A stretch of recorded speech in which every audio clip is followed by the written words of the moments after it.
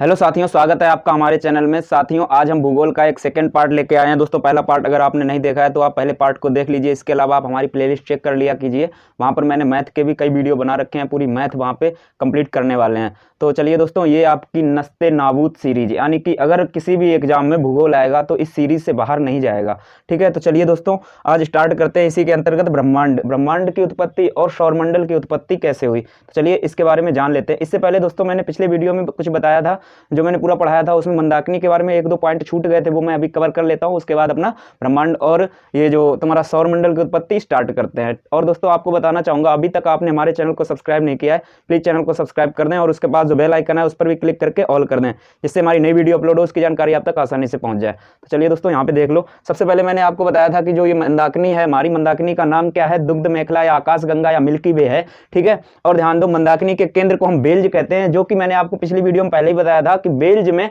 Black hole सबसे अधिक मात्रा में पाए जाते हैं। क्वेश्चन पूछता है ब्लैक होल की मात्रा सबसे अधिक कहां पाई जाती है, तो मंदाकिनी के केंद्र में यानी बेल्ज में। ठीक है, और पुराने तारे भी बेल्ज में ही पाए जाते हैं सबसे ज्यादा। ठीक है, और मरे हुए तारे भी बेल्ज में पाए जाते हैं। इसके बाद आप याद रखना कि जो मंदाकिनी का ये ऊपर का पार्ट है, यहाँ पर नए तारे पाए जाते हैं। जैसे हमारा सूर्य की बात करें तो दोस्तों, ये हमारा सूर्य है, मान लेते हैं ये हमारा क्या है, यहाँ पे सूर्य है। ठीक है, सूर्य।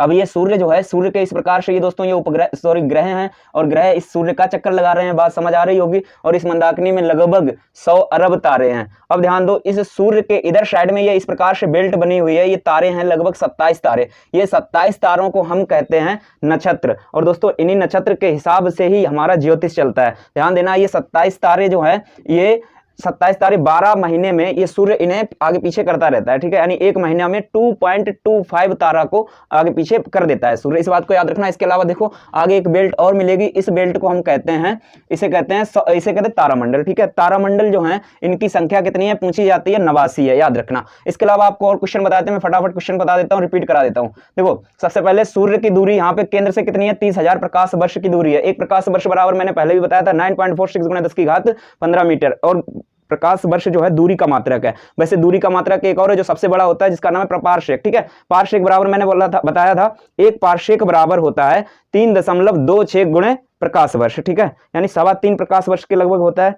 अब बात करते हैं कि एक पार्षेक में जब उसका मान रख दोगे कितना आएगा, 3.08 गुणे 10 की घात 16 मीटर। ठीक है, इतना एक पार्षेक होता है, क्वेश्चन पूछता है। इसके बाद इधर ध्यान दो, आप ध्यान दो, ये जो मंदाकिनी है, हमारी मंदाकिनी दुग्ध मेखला को सबसे पहले गैलीलियो ने देखा था। कब देखा था, ये 1609 ईस्वी में देखा था गैलीलियो ने। ठीक है, इसके बाद अगर हम बात करें अपनी मंदाकिनी से, तो हमारी मंदाकिनी के बिल्कुल पास की मंदाकिनी है देवयानी, जिसे इंग्लिश में एंड्रोमेडा कहते हैं। और जो नई मंदाकिनी है वो है ड्वार्फ मंदाकिनी। इसके अलावा एक तीसरी मंदाकिनी भी हमारी मंदाकिनी के पास है, कहेगा दूसरी सबसे करीबी मंदाकिनी, NCG M33, इसे भी याद रखना। इसके बाद हम बात कर लेते हैं ब्रह्मांड की। ध्यान दो, अब आप जानते ही हो ब्रह्मांड के बारे में, ध्यान दो, यहाँ पे थोड़ा समझा देते हैं आपको।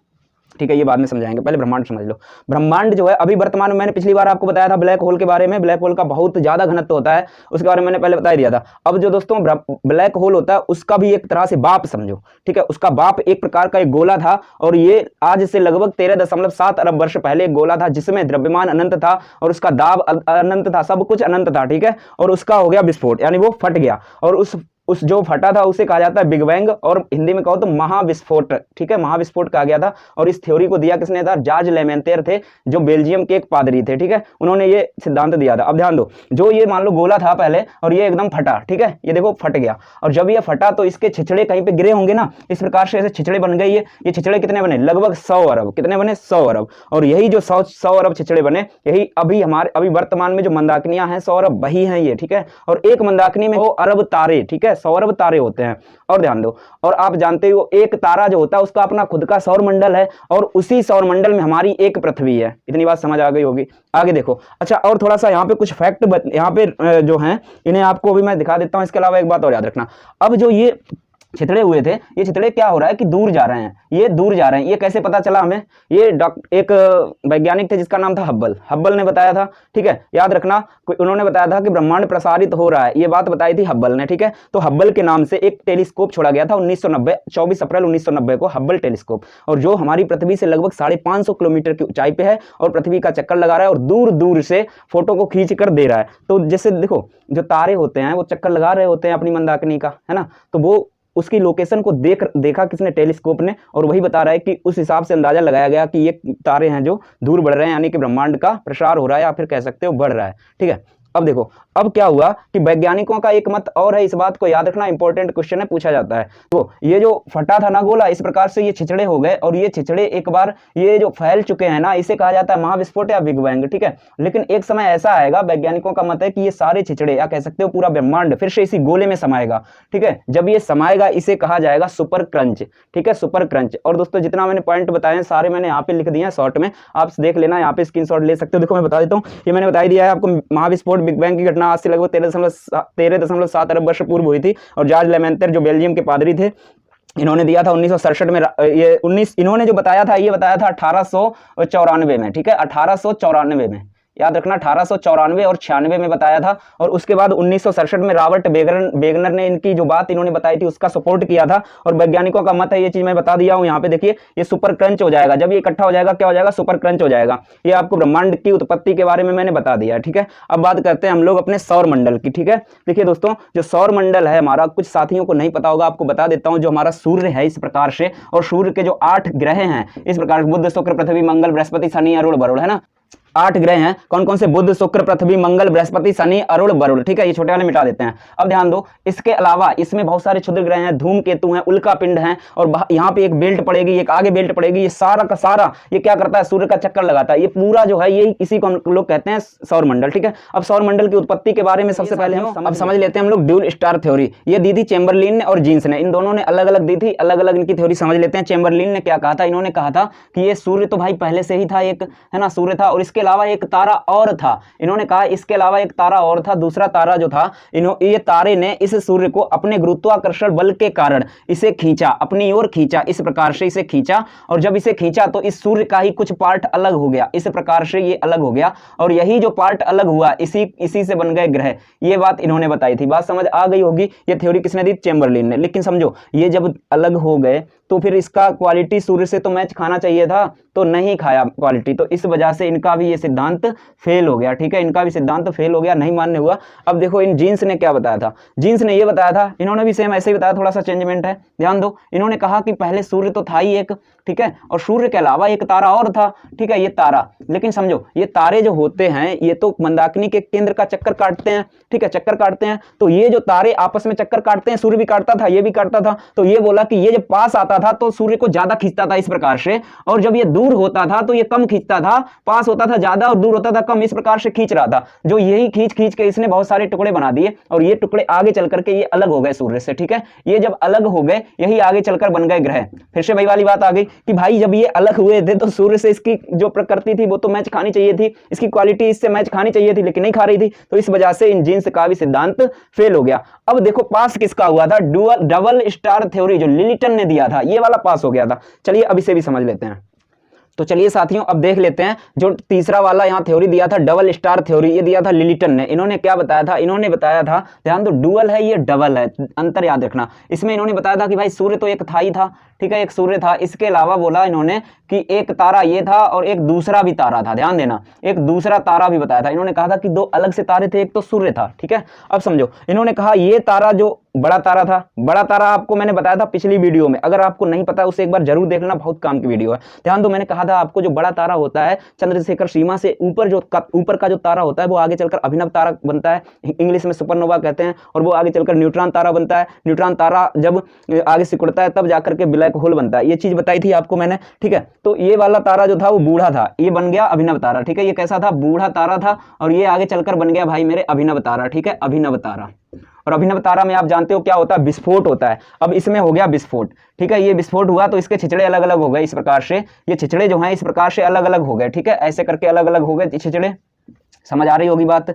इस प्रकार से छिछड़े अलग हो गए। लेकिन जब ये अभिनव तारा में विस्फोट होता है उसके बाद क्या बनता है आप जानते हो, न्यूट्रॉन तारा बनता है। न्यूट्रॉन तारा के बाद में जो बनता है वो बनता है भाई ब्लैक होल। क्या बनता है भाई, ब्लैक होल।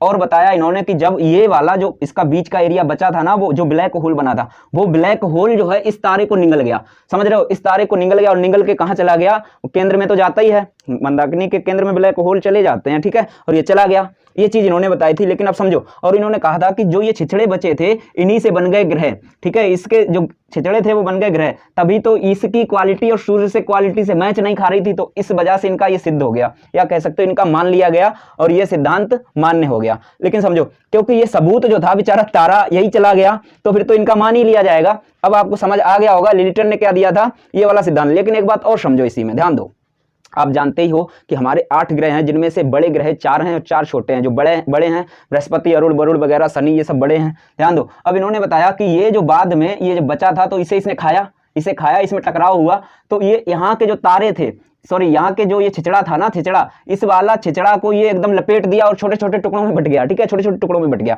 और यहीं पर एक जो इसमें से छिचड़ा एक बड़ा सा था, जो बड़ा सा यहीं पे जो थे बड़े थे, उन्होंने इस सबको जो टुकड़े बन गए थे ना छोटे छोटे, उन टुकड़ों को अपने आपस में लपेट लिया, ठीक है, आपस में लपेट लिया, एक इधर था एक इधर था। और ध्यान दो, आप जानते हो कि वर्तमान में जो शनि है इस प्रकार से दिखाई देता है, बताया जाता है इस पे 7 बलय हैं, है ना, 7 बलय। और वो बलय क्या, उसे जब जूम करके देखा गया तो ये क्या थे, यही वाले टुकड़े थे। याद रखना, ये जो टुकड़े थे वो शनि था यहाँ पे, और यहाँ पे कौन था, अरुण, एक और है, अरुण भी आप जानते हो इस प्रकार से दिखता है। आपने अगर नहीं देखा है तो गूगल करके देख लेना भाई, ऐसा ही दिखता है, ठीक है। तो आपको समझ आ गया होगा पूरी थ्योरी। तो चलिए दोस्तों, इस वीडियो को, इसके अलावा देखो मैं 1-2 पॉइंट और बताता हूँ, ठीक है, ध्यान दो इधर।